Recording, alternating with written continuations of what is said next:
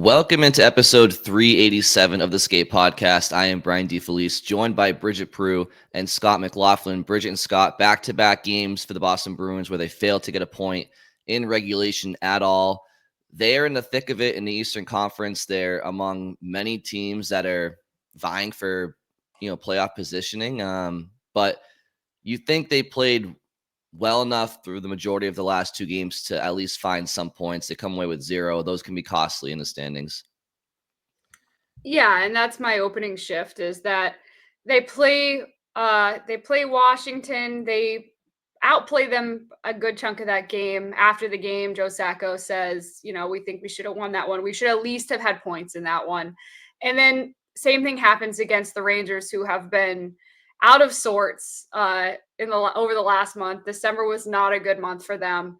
And I do think that once again, the Bruins did outplay them, but and Scott will get more into this, some of the reasons why, but it leaves you wondering, like, why couldn't they just get that it was a 1-goal game all the way to the end. They had a really strong push in the third period, I think in both games, but they weren't able to put the final one in, tie it, send it to overtime.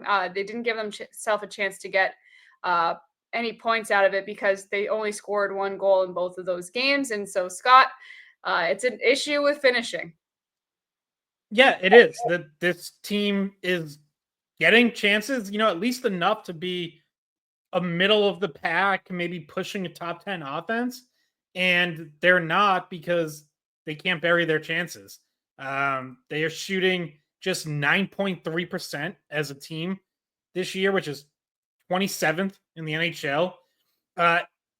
If you look at expected goals versus actual goals, what a story it tells. The Bruins are 10th in the NHL in expected goals, meaning they are creating chances that just with league average finishing, they would be expected to be the number 10 offense. Instead, they are 29th in actual goals scored. And so when you look at that, it's you can look at a couple things, and really it's a little bit of everything. You can say, oh, that's bad luck that, puck's not going in for them. They're not getting bounces. There's certainly some of that. I think we've seen games where they've had bad luck where they just haven't gotten a bounce or they've run into a hot goalie. But when you're now 40 games into the season, bad luck tends to show up over 5, 10, 15 games. When you're 40 games in, you also have to acknowledge that there is just a lack of finishing talent. This team just does not have snipers. They don't have natural goal scorers. The one that they do have, David Pastrnak, is having by far the worst shooting season of his career. He had 7 more shots Thursday night, no goals. Leads the NHL in shots on goal, and yet is tied for 60th in goals scored. There's some reasons for that I think are worth getting into. I wrote about this for weei.com Friday morning, but the quality of Pasternak's shots are not as good as they've been the last 2 years. So is that him settling for worse shots? Is it he doesn't have playmakers setting him up in better areas? What goes into that, I think, is worth getting into. But just team wide, this team is not. They are creating enough chances to be a better offense than they've been. They don't have the finishing to bury them. Well, and that's the main point there, right, Scott? You can create opportunities all you want, but unless you're finishing, it's just not gonna. That's more indicative than anything. So we have Xerxes going hard to the net here. Yeah. Xerxes is, for people listening, not watching, Bridget's cat has made an appearance. He's trying to steal Brian's opening shift, which is very like him. So sorry, Brian. Oh, that's okay. That's all right. So I'm trying to remember where I was there. Yeah. Okay. So my opening shift would be the to go off of Scott's. I think they need a change here. They need an impactful change in the lineup. Too many guys are just getting off scot-free without really fearing for their spot in the lineup. How many players can we talk about this year where they just go stretches at a time without scoring and really impacting the game outside of scoring as well? And I mean, Trent Frederick is a name we've talked about honestly so far throughout this season. Well, I'm just gonna throw it back to you guys because I'm a little all over the place with Xerxes. So sorry. He knocked everything off my counter. Oh, sorry. He won't. The agitator out there. At some point here, but Yeah. yes, personnel changes, Brian. That's a good place to start probably because I feel like we had when I say we, I mean me. Had like a whole fit over the Fabian Lysell thing, mostly because of the inconveniences that it caused me, but also slightly because it felt like we just needed to see a personnel change that like maybe had the potential to help the offense and to help the power play, and then it disappears as quickly as it shows up. So then you're looking to the next thing because the solution I don't think is internally. So Brian, yeah, that's a good place to start. And Scott, if you want to get into that a little bit, like does Wahlstrom come in and make a difference? I thought he actually had a pretty decent game, rang a post early on. I think that line had, which by the way started on the fourth line, ended up on the third line because they jumbled up the lines quite a bit in the second period. But he had some strong shifts with the fourth line when he was out there with Kastelic and Beecher. Faded away a little bit in the middle of the game, but yeah, I still, either way, I don't think that was a big enough move to really move the needle. And he's someone that has inconsistency issues too.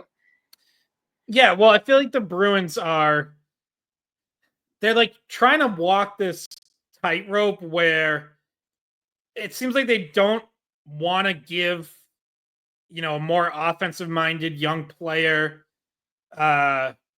much of a look because they don't want to sacrifice this defensive identity that they found under Sacco.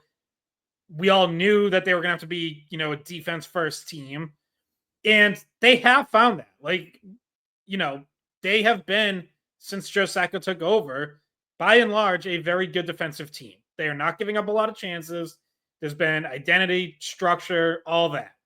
And I think they fear that, whether it's Wahlstrom getting a longer look or Lysell getting more than one game or bringing up a Potter and Merkulov, I think their fear, if you got them in an honest moment, would be that they start to sacrifice some of that defense, and then the one good thing they had going is now also gone. But you have to take that chance at some point. You have to jump. Like, that defensive structure is only going to get you so far if you can't score at the other end.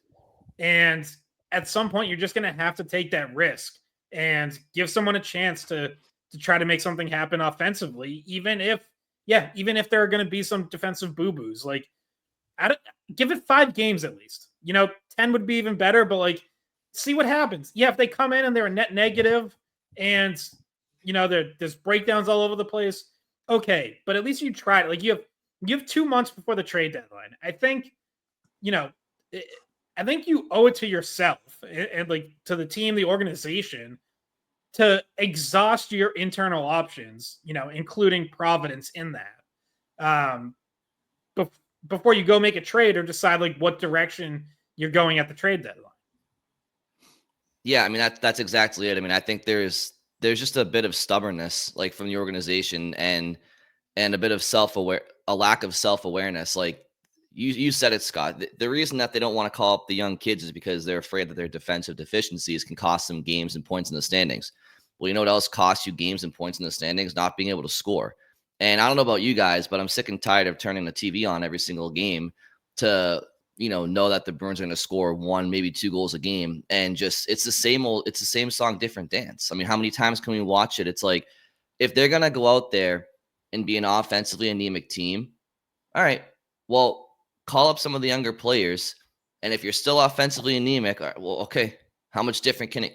I mean, like I said, I was saying it earlier, like Trent Frederick, he's just been invisible, not even production wise, just everywhere. And he's not alone. Like, there are other, and I did hear on the last podcast as well that I wasn't on, that Scott, you mentioned that you pointed out the video I posted of the bad shift by Frederick and wished that I was there to elaborate. That that post really was just about that one clip, just exemplifying like a lack of confidence with the puck in your stick. It wasn't really me saying he had a poor effort all game, because I don't think he did. But at some point, like you have to impact the game, and like tangibly impact the game, and he's not. Far too often, Coyle's not. And in these, like, Geeky, we talked about, he's stepped it up. Coyle had some moments with the new line he was on. But, and look, you're not going to, scratch Coyle. So I'm just bringing him up just to exemplify it's not just Frederick. But, I mean, Johnny Beecher, he's got 8 points on the year. I mean, how amazing has he really been? I don't know. I just think there's opportunities for players to step in, and other players fear for their job security just a little bit. And that's managing people. And I just don't think the Bruins are doing a great job of it.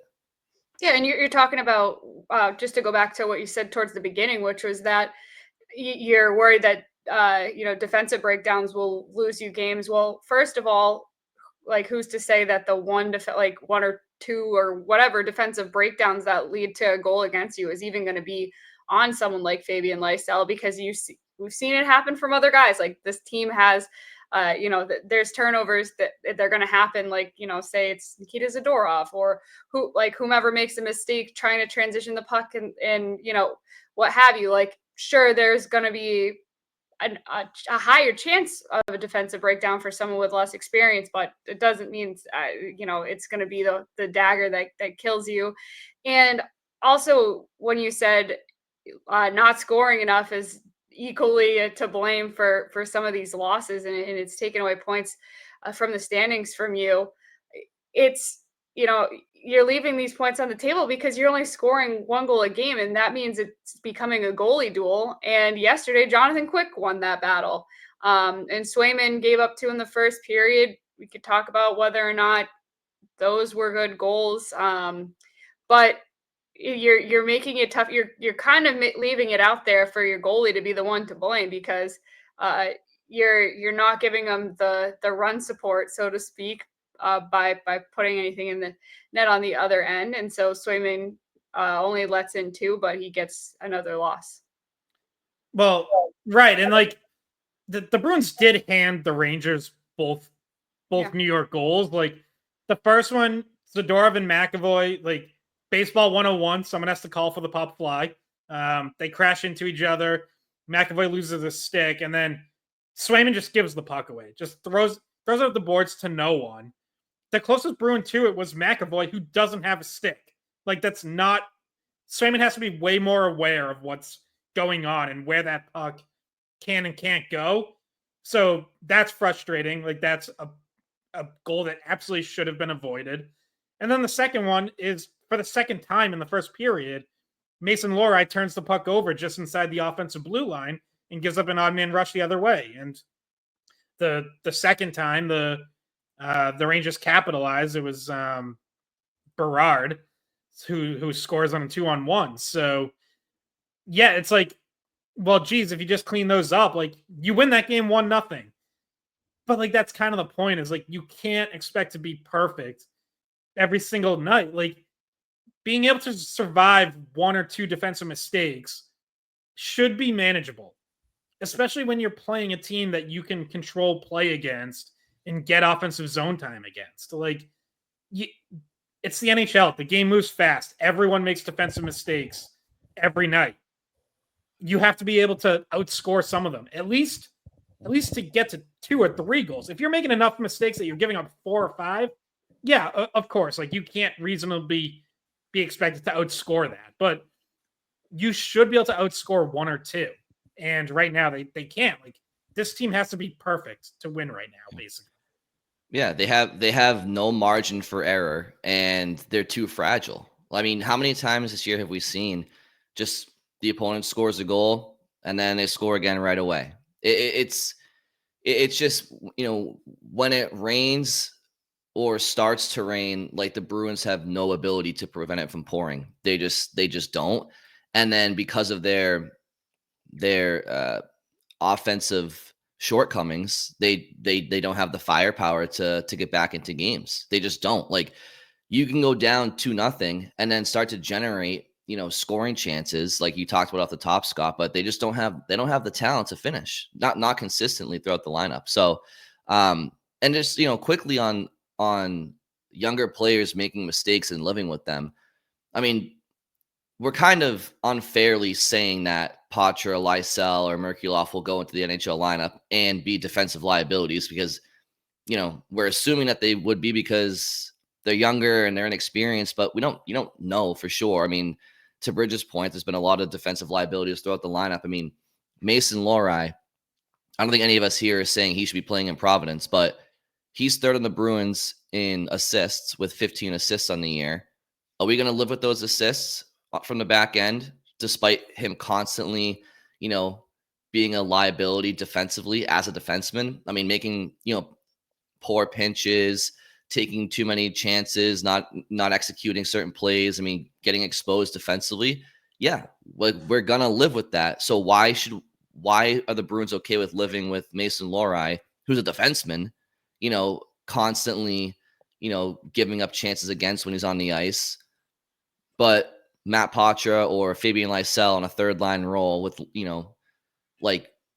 as a winger or a center, it just makes no sense to me why we pick and choose, especially when we're talking about players that have the upside. Now, you could call up Lysell, you could call up Merkulov, and maybe they don't do anything. Okay. Can we at least see it?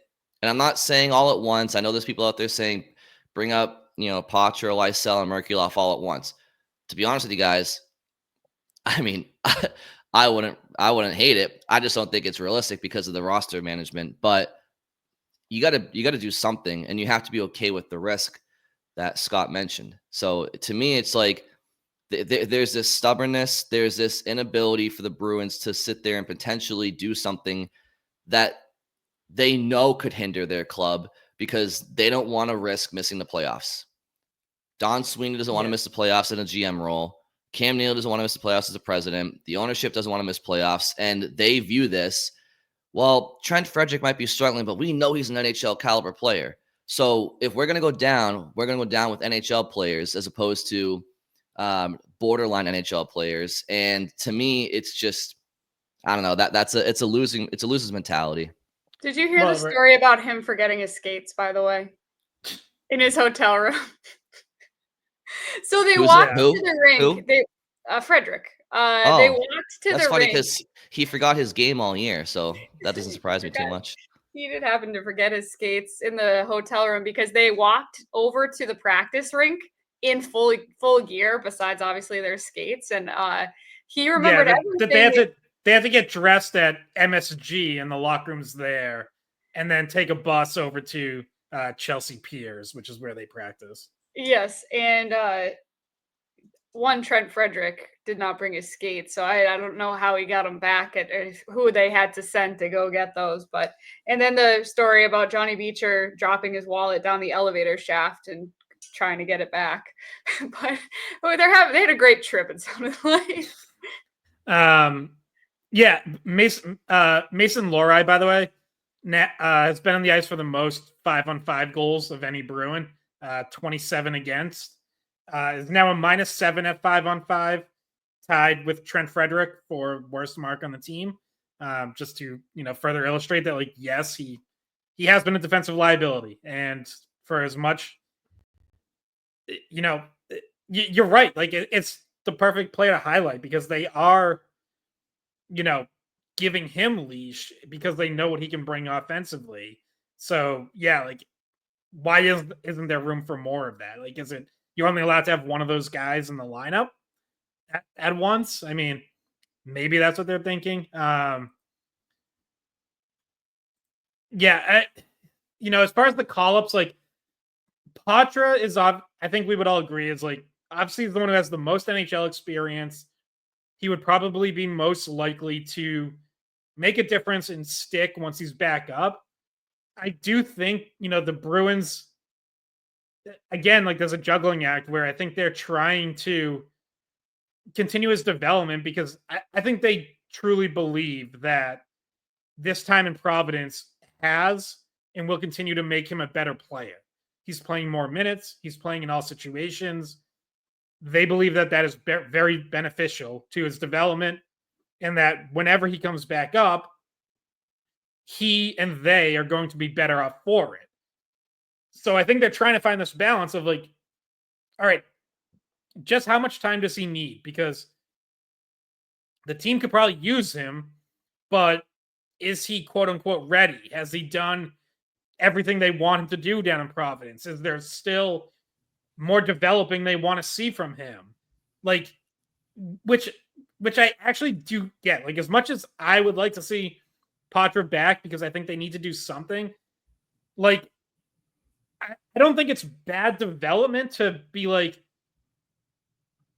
this is what we think is better for his development, and we're putting that ahead of our immediate needs in Boston right now. Like, I actually don't think that that's a bad thing, but I also wonder just how patient you can be when you continue to need offense at the NHL level. Let me ask you guys a question. Do you think it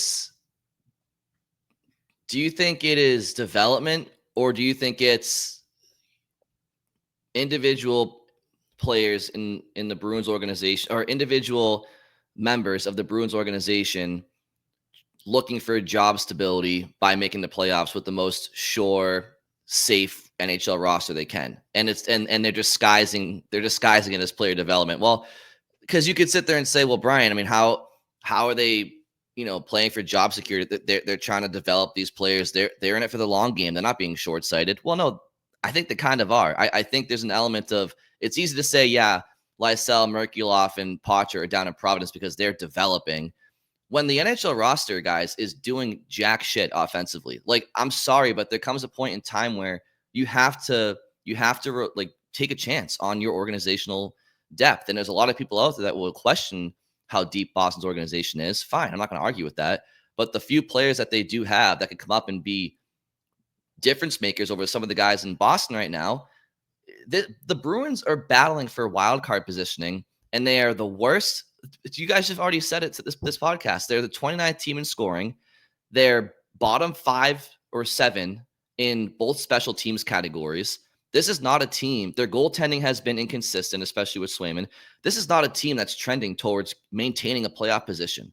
So we're just going to keep the same lineup because the guys are developing in Providence. Like, I think if there's ever a time to try to shake things up within your organization, even for a 5-game sample, like, they need something. If they just keep rolling this lineup out, I'm not convinced they're just going to win their way out of it. I mean, the third line last night was Brazo, Koepke, and Frederick, and they've been okay, like, at times.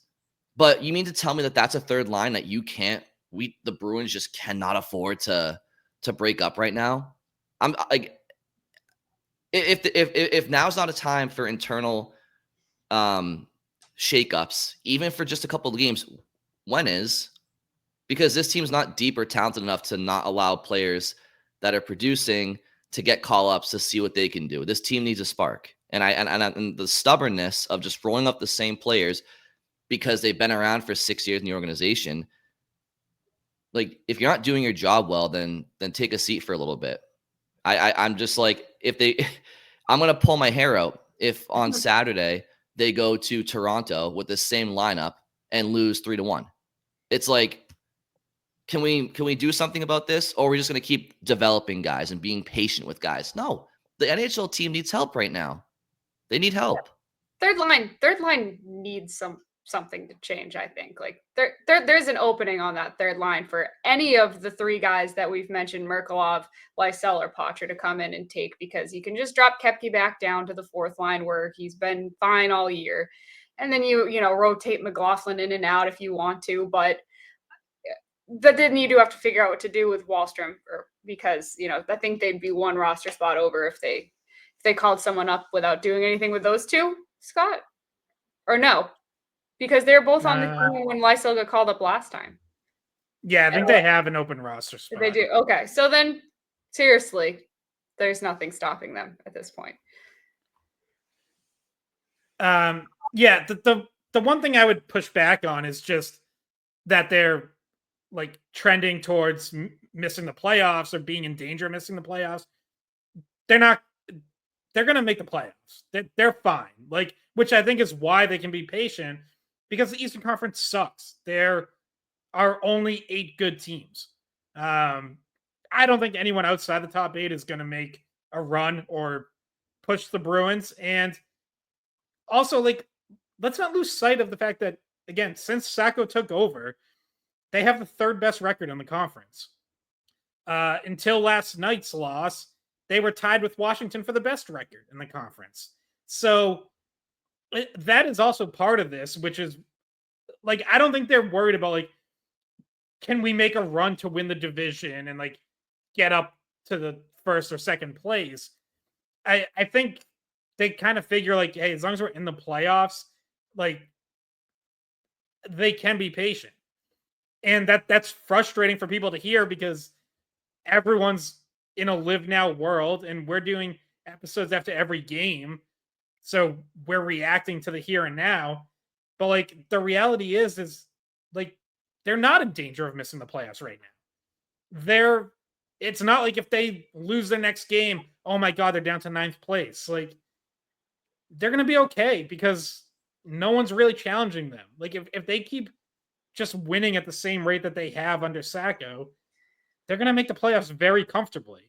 So I think that's why they feel like they can be patient. But to me, the more important timeline, though, is the 2 months until trade deadline. Because if you're in the playoffs, then you should be, in my opinion, you should be making an effort to improve and try to make a run. And we know that the number one thing that they need to add right now is offense. I think they should be giving one or more of these young guys a chance just to see what you actually have before you go out and try to trade for help.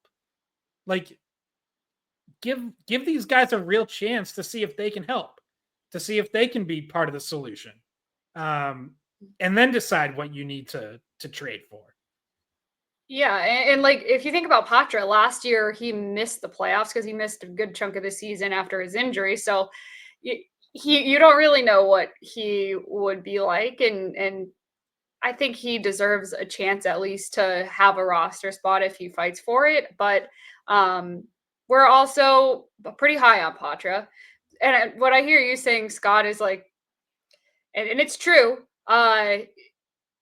maybe what management is thinking is we're just gonna sit this out and see how things play out and make a decision when we get down to it at the trade deadline, rather than rather than anything preemptive. But the internal solutions, the internal changes, there's really, like, you can do those at any time. And it's just a little bit frustrating for people who consume the sport on a day-to-day basis, like how we do, obviously, and probably how our listeners, viewers consume it as well. Like, people just want to see things, that makes sense.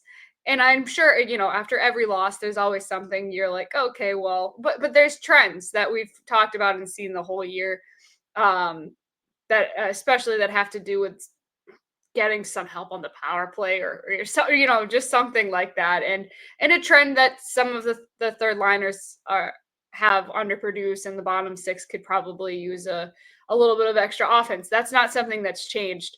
That's pretty much been there the whole season, besides like the first 2 weeks where the 4th line was like the best line in the league. But that has since gone away, not surprisingly. I didn't think they were going to keep that up the whole year. So yeah, I think that it's been something that's built up in fans' minds and our minds over time. Like, okay, well, is there a fix here? Because we'd like to see a fix, and we do think that some exist in Providence, and that's the frustrating part. Yeah, I mean, I think Mark McLaughlin is a player that we all like. I mean, really good kid. Obviously, Scott's cousin, but if waiving him and losing him is a casualty to bringing up somebody with more upside, then it is what it is. If you're scratching Trent Frederick for a couple of games to send him a message and give somebody else an opportunity, it is what it is. If you scratch Johnny Beecher or Cole Koepke or Justin Brazeau or He almost anybody, scratched himself. He did. He I'm almost just scratched himself. I'm just saying, like, anybody on this What? Bruins roster could use a, like, nobody on this Bruins roster is safe from a little bit of tough love. Like, go up for a game and watch, and then in the meantime, somebody else gets an opportunity. I just think there's too much. There has been player personnel movement. Like, McLaughlin's been called up. They did bring in Wallstrom. There are things here and there. I just think, you brought up Lysell for that one game, which does appear to be more so to throw him a bone because his parents are in town. I just think there has to be something a little bit more substantial along the lines of scratching Geeky earlier in the year when Montgomery benched David Pastrnak for that third period. Like, I just feel like there needs to be something that's a little bit more substantial right now. They're kind of, I'm glad that they're getting opportunities. I don't want to dismiss that point, but are any of us here confident that this same group is going to start finishing them? I mean, I don't know. It seems like it's an off year for some of their proven players and a tough year for those trying to prove themselves. Yeah, I mean, I will say, like, I do think luck alone, if they play the way they played the last 2 games, get the chances they got, just like slightly better luck will mean 1 or 2 more goals in those games. And like, we do have to give Jonathan Quick some credit too. Like, Oh yeah, he was really good last night. He made several like legit 10 bell saves. The one on McAvoy was just for him to be able to stop like going right to left and then come back and get his pad out. Like, that was a great save. So, I don't want to make this all be like, oh, it's just about the Bruins don't have enough talent. Like, give a little credit to the other goalie who was great. Some of it is luck. And I feel like that's kind of what the Bruins are banking on, is like, if we keep creating the chances that we're getting, just bear down a little bit more. Like, yeah, we know it's not going to be like 5 of them start going in tonight, but we're going to start getting 1 or 2 more. I think that's their approach, but for me, like, it's such a hard way to make a living and to go through a full season. Like, I think Billy Jaffe said it post game that this team has to work so hard to score a goal.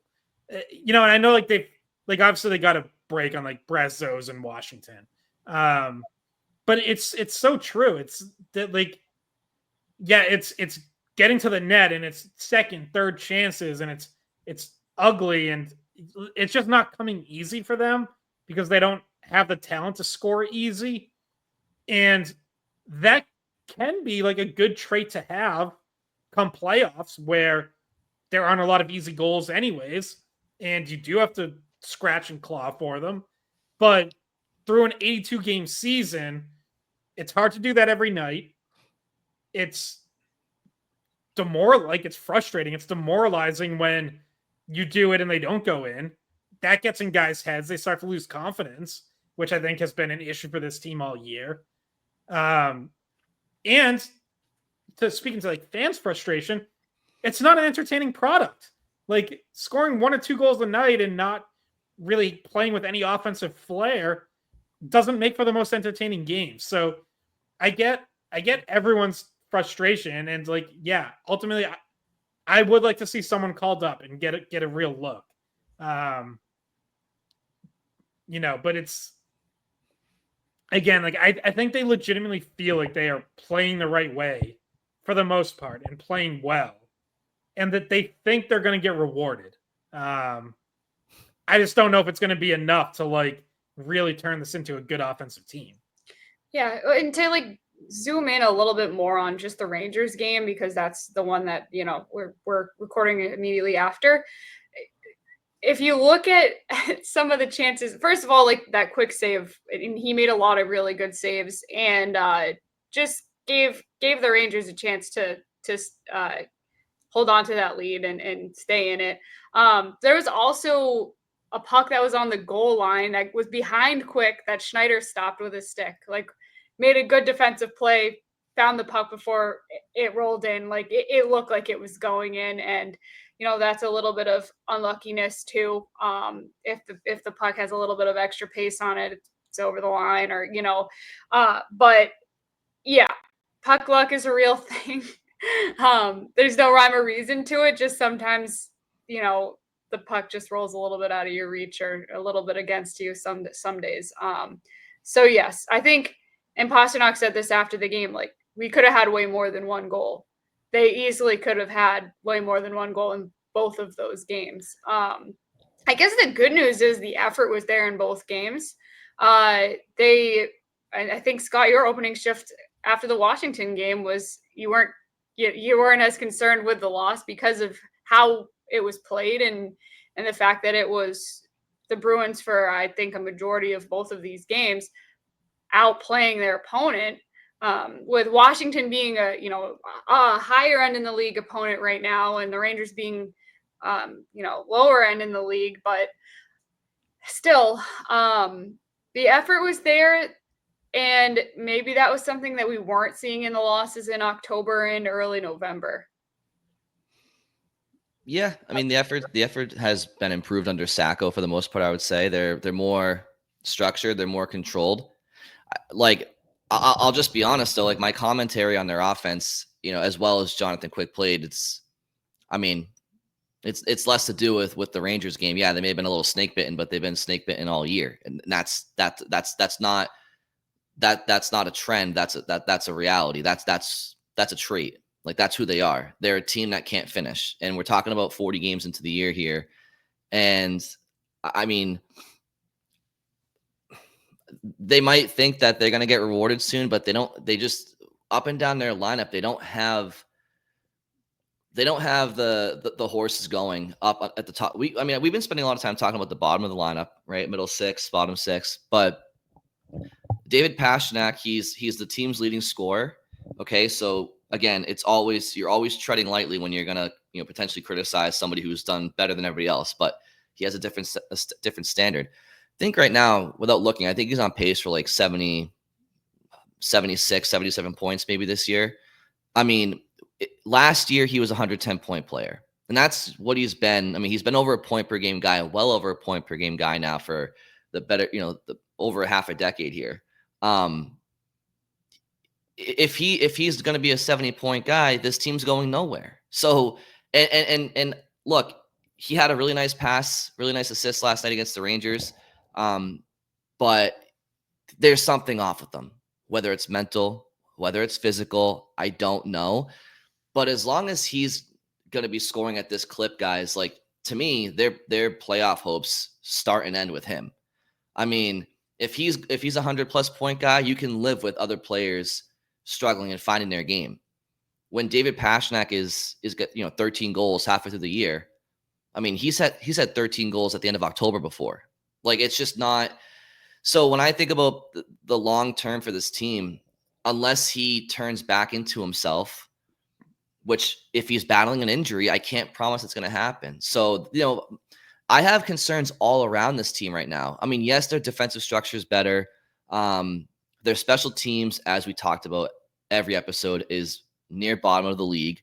They're 5-5 scoring, near the bottom of the league. So outside of some of their structure play increasing, and some of their 5-on-5 opportunities, personnel-wise, up and down the lineup, I have a lot of not just questions, I have a lot of concerns. And maybe it's going to be a tale of two seasons. Maybe we'll look back at January, February, March, and April as like, holy shit, what team was that? But it's tough to just blindly be optimistic about that. Like I have to go off what I've seen so far, and it's just the NHL is not the league where you can just turn it around because it's the ultimate team sport. Well, yeah, and I mean, Pastrnak has to be part of the conversation because I was talking about like shooting percentages earlier. Like he's the one who's the furthest off from where he usually is. And he's also the one obviously taking the most shots. He's taking more shots than anyone in the NHL. So when his shots aren't going in and are like going in at a way lower rate than usual, yeah, like that affects the entire team's offensive output. If he were shooting his career average, he would have 9 more goals right now. He'd have 22 and be tied for 6th in the NHL. And we probably wouldn't be talking about what's wrong with David Pastrnak. But it's not but it's way too simplistic to just say it's bad luck. So like I went through some of this last night. Natural stat tracks individual scoring chances. This season, David Pastrnak has 9.7 scoring chances per 60 minutes. Last year, he had 12.3. The year before, he had 14. Like, way down. Quality, way down. Money Puck tracks, their shot tracking data tracks like the average distance away from goal of the shot. Pastrnak this year is at 34.6 feet. That is 2 feet, more than 2 feet further out than last year, and a foot and a half further out than 2 years ago when he scored 61.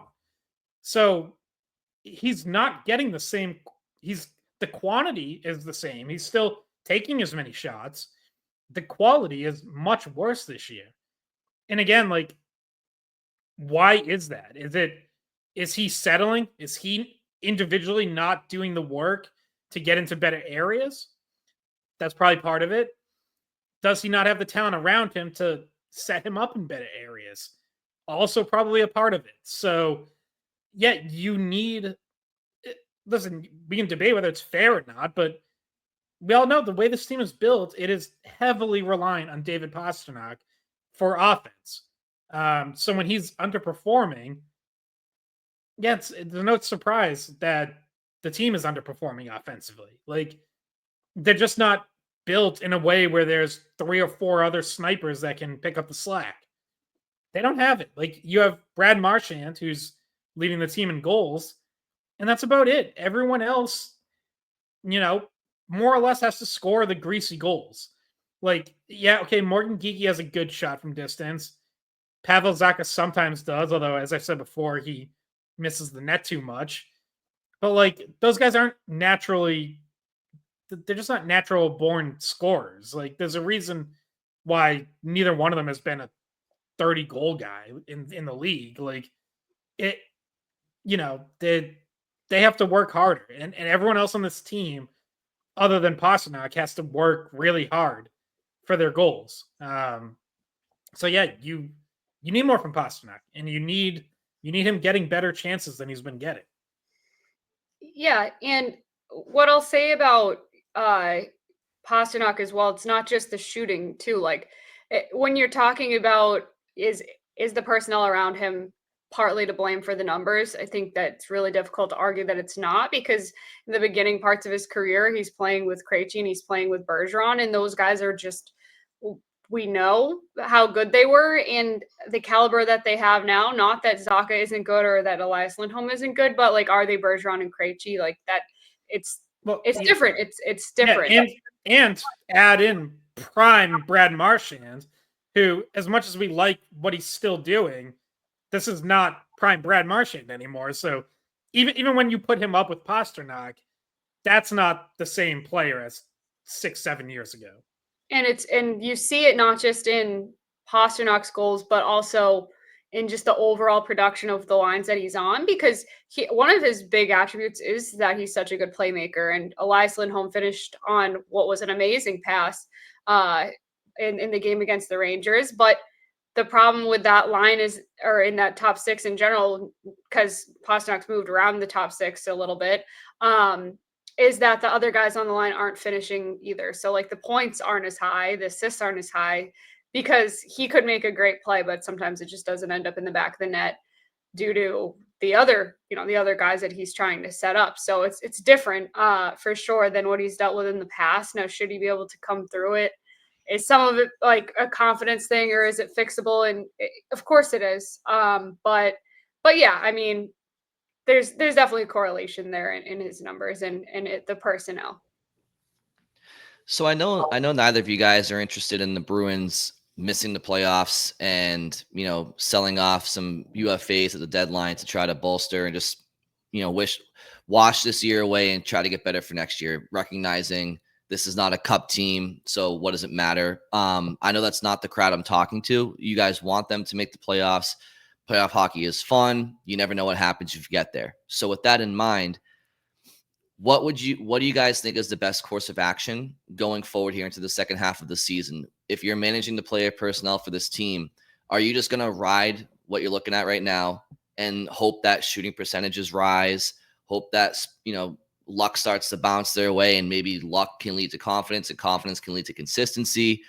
Or are you saying to yourself, nope, I'm gonna scratch Frederick for a couple of games. I'm gonna bring up Patra. Like, are you gonna shake? I know they're on a road trip right now, so maybe now's not the time, but I just want to get a pulse from you guys. Like, now that we're heading to the second half of the year, what do you want to see from this team to get out of, some of this bad luck and just straight up just inconsistencies? Yeah, well, I said it. I would give one or more of the kids a chance. And that's more than just one game for Lysell coming up. Like, I absolutely would, whether it's Patra or Lysell or Merkulov or some combination of them, like whoever they think, is ready or can help them most, like that's fine. I don't think it's gonna be all three at once. I wouldn't do that. I don't really think there's room for all three of them. But yeah, I would do that. I would see what you have in-house first. And then again, assuming they don't totally tank and fall out of a playoff spot, I'd be looking to add it at the deadline. Yeah, I am very far from giving up on this season.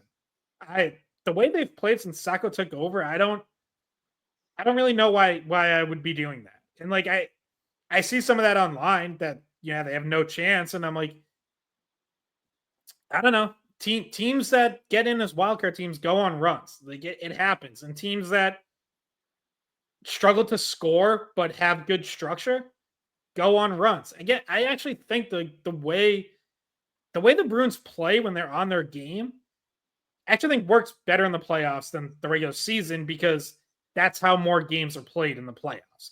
They are grind it down, score ugly goals, 1-0, 2-1 kind of games. It's just a hard way to go through a regular season. So yeah, I would be looking for more offense, but I'm not throwing in the towel, and I'm not ready to sell unless this thing really goes south. Now, that's not to say like I wouldn't trade away Trent Frederick. I'll listen. He hasn't been a huge help anyways. So it's not like I'm not opposed to trading anyone away. But yeah, I'm not, by no means am I throwing in the towel in the season. No, I'm still pretty optimistic that they're gonna get there. I think the conference is weak enough that they're safe to get there if they're playing, especially if they're playing the way that they've been after Sacco took over. I'm with Scott on most of that. I don't think I need to repeat it, because I think, yeah. And then Brian, you said they're on a road trip. Well, Saturday is their last game against Toronto. Then they come back for 2 games at home. On Sunday against the Islanders is the first time that they're back. It's a 6:00 puck drop, just for anyone listening. That is, just don't accidentally tune in at 7 and miss an hour of it, because 6:00 is kind of a little bit of a weird time. But yeah, they'll be back home pretty soon, and maybe the timing of a call up there. But then they play the Oilers at home. But then they do have a few days off after that, so they'll have at least 2 like full practices late next week. So like if you're looking for a potential window where calling someone up might make sense, like that might be one of them. Yeah, I mean, obviously they're in a wild card position, so giving up on a season would be pretty asinine. I'm sure there could be some Bruins fans out there, but no one's saying that. But they do have to find the offense. I mean, the one thing that they haven't really improved a ton under Sacco has been their offensive production. I mean, that's 29th in the league in scoring. It's not, they got to pick that up, and I'm just skeptical where they're going to get it from consistently, especially when there's clearly something off with 88. So they got to find the offense, and they got to find it consistently, even in a weaker conference. I mean, we've seen it this year. The Bruins can lose to anybody in any given night. So. And we haven't talked much about the power play today because they only had 27 seconds on the power play Thursday, but obviously we've talked about it a lot on other episodes. And when you're talking about offense, like you have to figure that out. You have to be able to score on the power play. It's black and white. Like there's no, that's just a hard truth. Like if you don't figure it out, then yeah, you're going to struggle to score. By the way, it's Pastrnak who brings an early end to the one power play they did have, because he tries going through a guy on a zone entry and high sticks him instead. So, you know, even though they didn't have much power play time Thursday, still ugly the 27 seconds they did have. All right. Well, that wraps it up for this episode. Thank you all very much for listening, and we'll talk to you soon. Hey guys, thanks for watching the Skate Podcast. If you want to see more of our videos, visit our playlist. Not in front of a screen? You can listen to us on Spotify, Apple Podcasts, or wherever you get your podcasts. Don't forget to follow us on social media. And if you enjoyed this video, please don't forget to give us a thumbs up, subscribe to our channel, and leave a comment.